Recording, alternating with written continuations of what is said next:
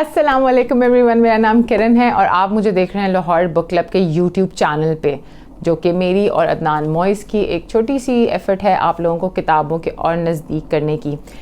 आज जो किताब आपसे मैं शेयर करने जा रही हूँ, that's a very different book. मतलब वो सारी फ़िक्शन, स्पिरिचुअलिज़म, रूमी, पोलो कोलो से हट के एक किताब है, and that is Roald Dahl's the witches. और ये मेरी बहुत फेवरेट एक बुक है जो मुझे पढ़ के बहुत मज़ा आया था।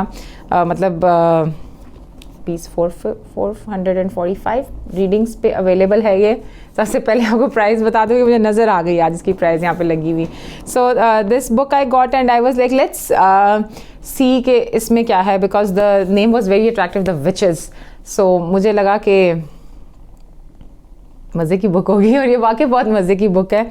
The witches really are detestable breed. They disguise themselves as lovely ladies when secretly they want to squish and all the rich children they despise. Luckily, one boy and his grandmother know how to recognize these wild creatures, but can they get rid of them for good?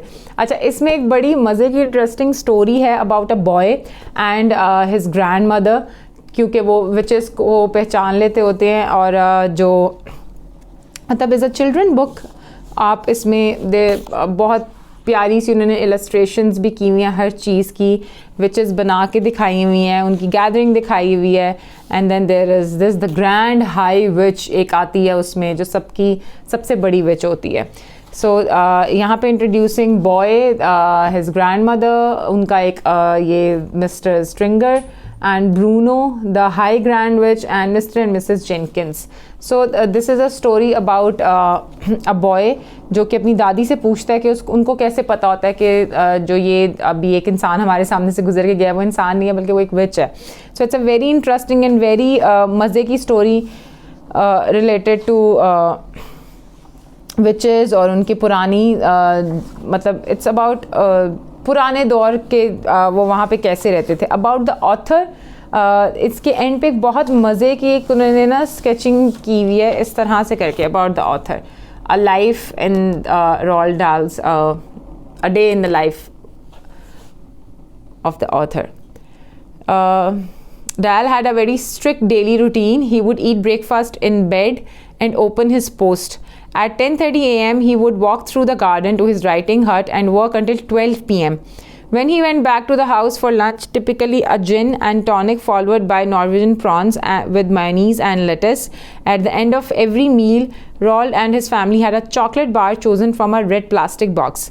After a snooze, he would take a flask of tea back to the writing hut and work from 4 p.m. till 6 p.m. He would be back at the house at exactly 6 o'clock, ready for his dinner. He always wrote in pencil and only ever used a very particular kind of yellow pencil with a rubber on the end. Before he started writing, Roald made sure he had 6 sharpened pencils in a jar by his side. They lasted for 2 hours before needing to be resharpened.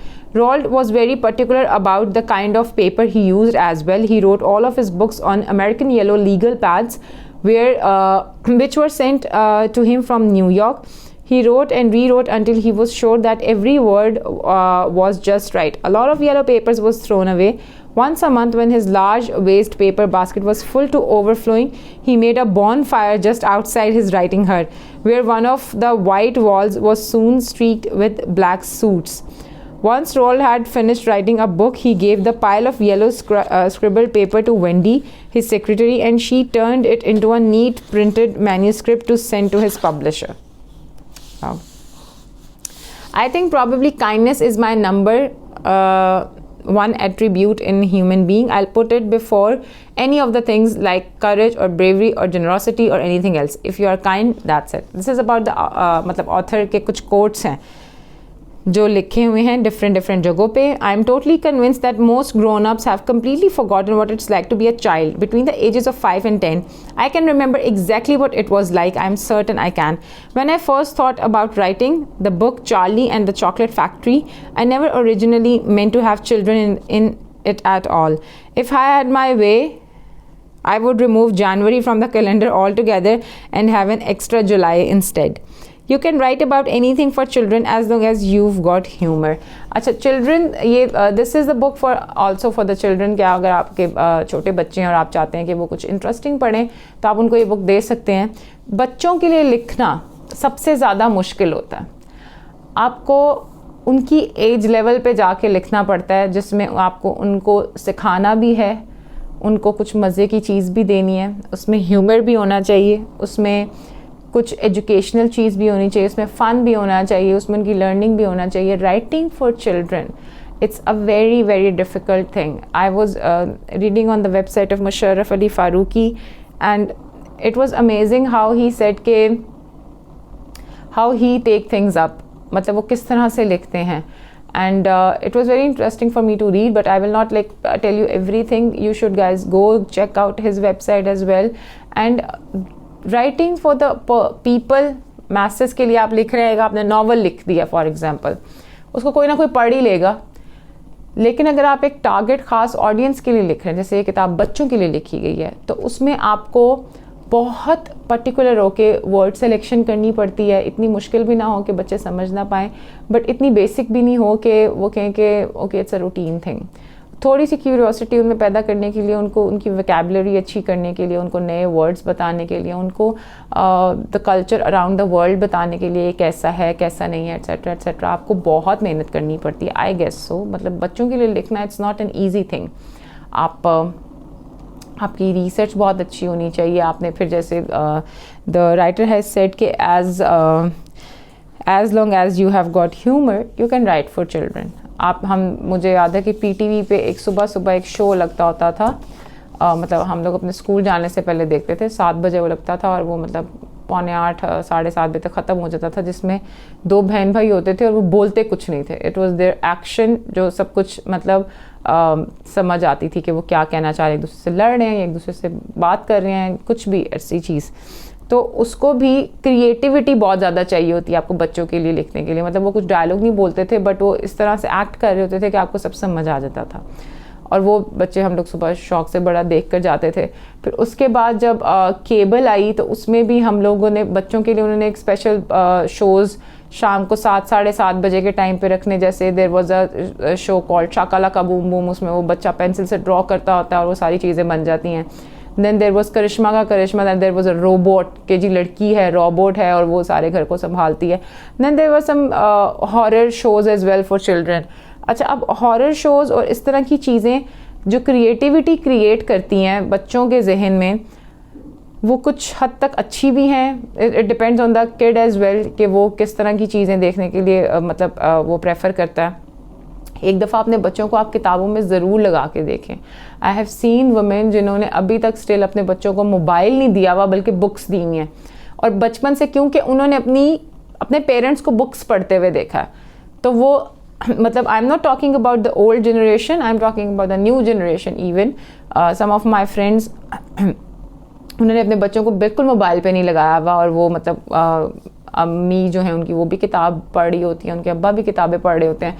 तो बच्चे automatically एक घर में माहौल ऐसा होता है कि वो किताबों की तरफ लग जाते हैं. मतलब मैं अगर बात करूँ, मेरे 2 नेफ्यूज़ हैं. द वन मतलब एक जो बड़ा है भी, जो स्कूल जाता है, जो छोटा भी वो स्टार्ट कर रहा है, तो आई ऑलवेज़ प्रेफर हिम कि वो किताब पढ़े. लेकिन बच्चे मोबाइल्स में इतना घुस जाते हैं, वो पेरेंट्स भी देते हैं कि अच्छा चलो अभी टाइम हमारा पास हो रहा है तो ये तंग नहीं करेगा. But please try and understand कि जो इमेजिनेशन, जो क्रिएटिविटी, जो उनका दिमाग एक किताब पढ़ के खुल सकता है, वो मोबाइल से जाहिर सी बात है वो नई टेक्नोलॉजी को सीखेंगे. वो उनको टाइम के साथ साथ सीखनी ही है. With the passage of time they have to learn about the new technology, new gadgets and everything, but these things are also very very important. So अपनी बच्चों की बुक सिलेक्शंस आप खुद करवाया करें. मतलब एक ईजी थिंग है कि आप उनको बुक स्टोर ले जाएं, उनको कहें जी वो बुक सेलेक्ट करें जो उन्होंने पढ़नी है. उसमें आप भी देख लें कि हाँ ये अच्छा चिल्ड्रन सेक्शन में है तो बुक्स इनके पढ़ने के लिए होगी. वहाँ पे उनको उसमें जैसे इसमें मैंने आपको दिखाया कि छोटे छोटे कार्टून्स 7 बने हुए हैं, इलस्ट्रेशंस बनी हुई हैं, that how the witches are going, वो क्या कर रही हैं क्या नहीं कर रही. तो इस तरह की कोई मतलब इंटरेस्टिंग सी बुक्स लेकर आप बच्चों को दे सकते हैं. Now the stories very very interesting, मज़े की है. इसमें मतलब I was laughing when I was reading through out the book.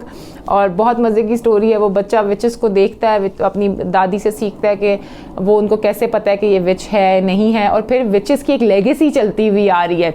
उनकी मीटिंग्स होती हैं, उनकी अपनी एक पूरी दुनिया है जिसमें वो मगन है, और वो उन चीज़ों को जैसे लेके चलती हैं वो बस उनको पता है। तो it's a very good book.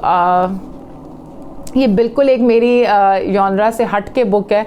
कोई स्पिरिचुअलिज्म, कोई किसी किस्म की जर्नी इसमें नहीं है, कोई कुछ मतलब सीरियस बात नहीं है। But I read this book and it was very good. मतलब मेरे लिए भी एक नया रीडर था, मैंने कभी इनको पढ़ा नहीं था, and it was a new concept for me कि लेट्स सी ये क्या है।